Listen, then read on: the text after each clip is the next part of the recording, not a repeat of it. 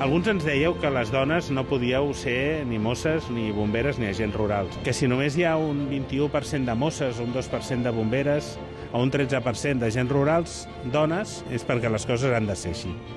I no. Les coses no són ni han de ser així. Perquè governar vol dir transformar, per crear una societat més justa, una societat diferent, una societat millor.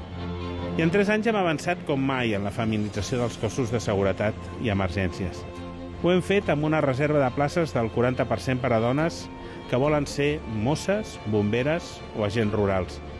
Ho hem fet impulsant plans d'igualtat a cadascun dels cossos. Ho hem fet adaptant les infraestructures i comprant vestuari de tallatge femení. Ho hem fet amb campanyes de sensibilització que expliquin que sí, que les dones poden ser mosses, que les dones poden ser bomberes, que les dones poden ser agents rurals i que les necessitem per fer cossos de seguretat i emergències millors, que s'assemblin a la societat a la qual serveixen.